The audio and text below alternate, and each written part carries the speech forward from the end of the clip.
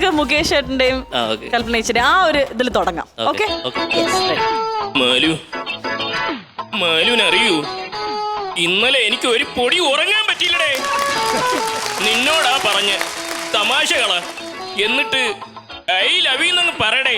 പുല്ല് എന്തോന്ന് എന്റെ അമ്മേ.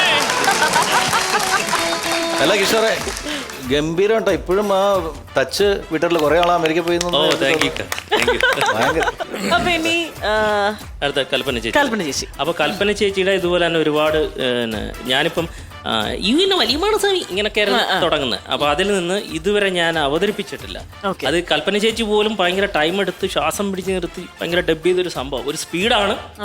എവിടം വരെ പോകുമെന്ന് എനിക്കറിയത്തില്ല.